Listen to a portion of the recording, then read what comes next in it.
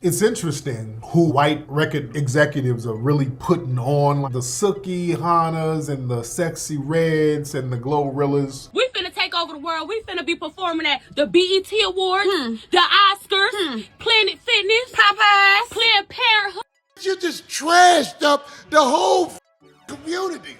The community ain't because out your doors walks trash. And nobody thinks like that. Black women think that black men are hating on them for that, but it's really not hatred. It's really just brothers trying to look out. There's a reason why her handlers have her walking around with a wad of money bending over. The handlers that be, they want you looking as much like a street as possible. That's what a street looks like. You bending over with a wad of money, with a wad of ones. Bending over, her little butt cheeks are dry and ashy. You know, I came across an Instagram post where Sexyy Red had herself and another gentleman. Basically, you just seen her legs, and you can see his leg with the ankle monitor on. Who knows why she's showcasing that part? Caption said, "I like killers and drillers." Celebrating the fact that somebody's in some type of situation, somebody's some type of criminal, someone who basically, if you're an artist, you shouldn't be around. You heard him.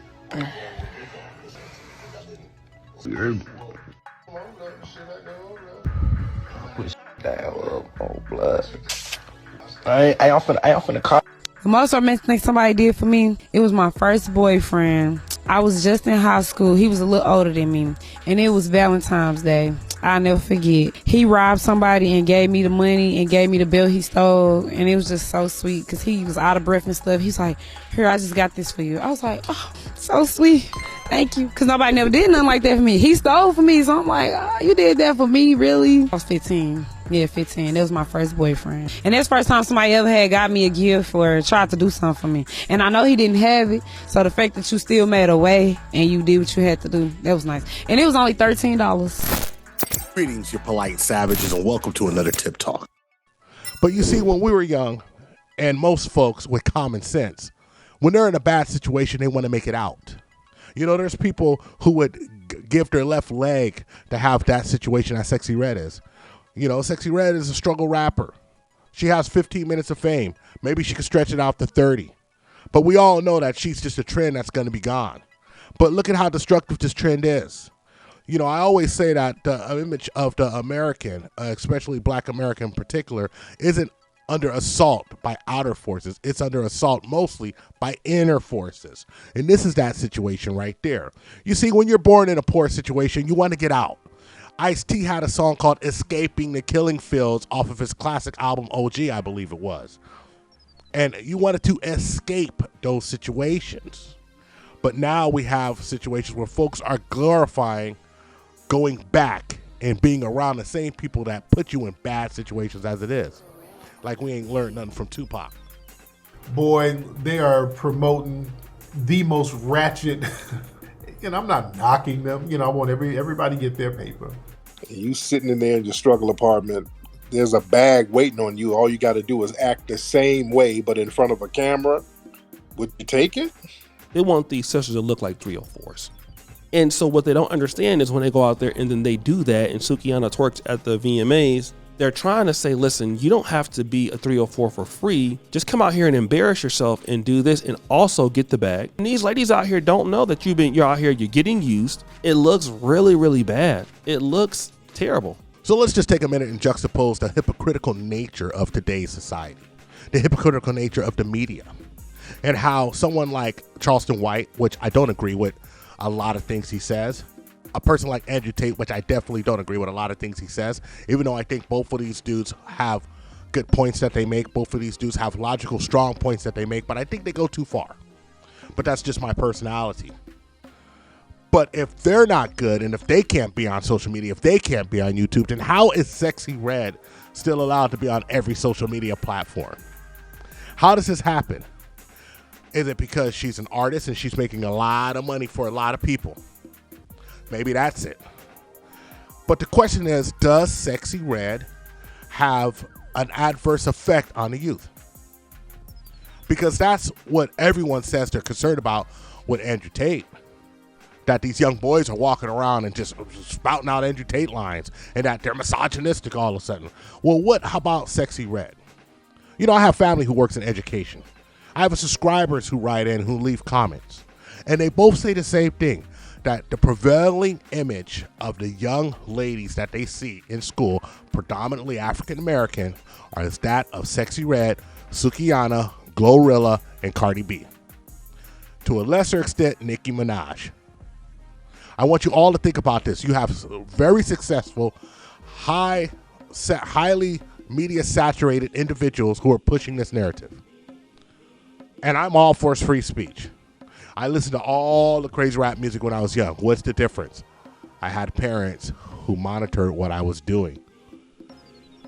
Now we know this isn't the case today.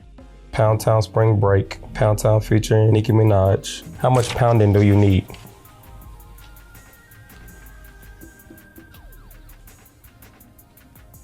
When you was in Miami, you was looking for the sugar daddies, right? The hoochie daddies, not no sugar daddies. Right, where was your son? Where the niggas that get ratchet? Where they at? My son need a new pappy.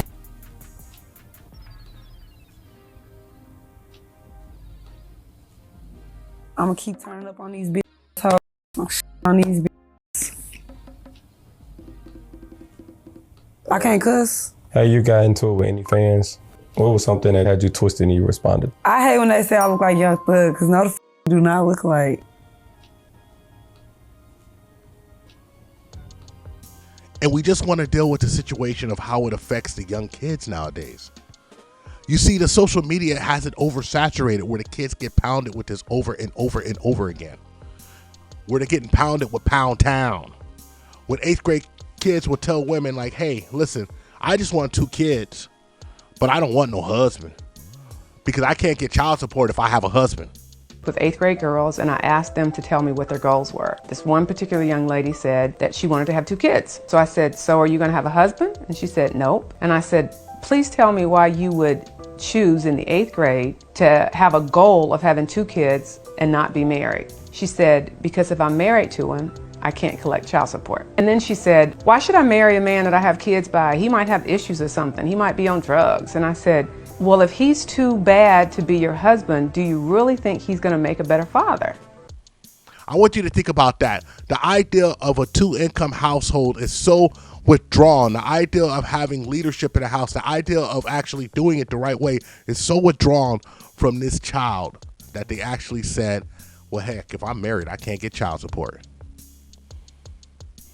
And this is why we fail.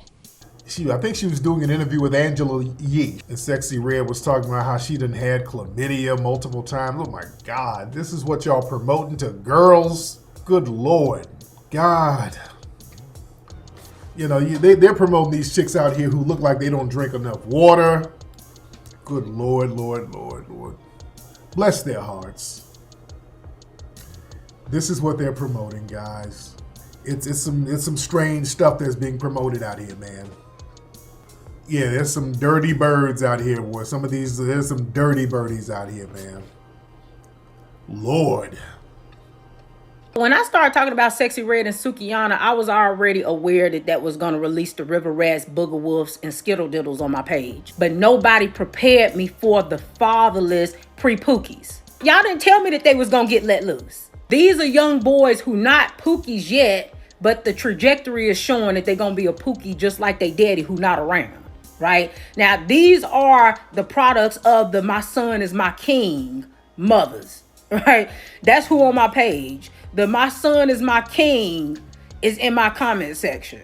The ones who mamas was dressing them up like the daddy who left. Those boys are in my comment section right now. And they running wild. The imagery in gangster hip hop rap video. Get upset because it says it's men fantasizing about sexual dominance. That's not what it is. What you see up there half naked is the Oedipus complex. They're in love with their mamas as a fantasy. That's not their sexual objects. That's what their mamas look like, their favorite aunts look like, their grandmammies look like, great grandmammies look like. and all of the friend girls that get mixed up in that. That's what they look like in July when they're hanging around on the back stoop of the projects with a halter and booty shorts, drinking a 40 ounce and smoking a joint. They running around screaming out sexy red lyrics with they sassy little mouths. These are the products of the boys who I talked about that stayed underneath their mama while she gossiped all day with her homegirls, and now they some sassy mouth little pookies. It's really scary because these are the little boys that these pookishas be messing around with. They be thinking that they so hard and they so gangster. Meanwhile, he got ADHD and anger problems. Like, he got some unhealed trauma that he need to go talk to a psychiatrist about because he's somewhere fighting demons because he really truly don't even know if he like girls. Those are the boys that's in my comment section right now. I didn't realize that they was getting to get let loose, but they definitely in my comment section loud and confused. Y'all didn't prepare me for them. And just like she's talking about down in the comments, when the Pookies and Ray Rays come in to cake for this foolishness, saying stuff like, you're just jealous because she's making her money, let her do her thing. Well, let me tell you something. You could tell that there was no positive male leadership in the household that these young men grew up with, because if there was, they wouldn't even be talking like this. Because let me tell you something. Real men don't cake for someone who's buck dancing. Real men don't cake for someone who's stepping and fetching. Real men don't cake for a bad wench. That's right. And we hear all the time that women love to talk about toxic masculinity. Women love to talk about unhealed trauma. Women love to use that label narcissism. But what is the cause of all of this? Now, if 71%, that's right, of men in a community is being raised by a single mother, then are y'all the cause of this toxic masculinity? Are y'all the cause of this narcissism? Are y'all the cause of this unhealed trauma? Think about it. Well, that's all I got for you polite savages. As always, let's get the comments cracking. Let's talk about it. You know, like and subscribe and ask yourself one burning question. Can you handle the tip? Boom. We're out. We found true happiness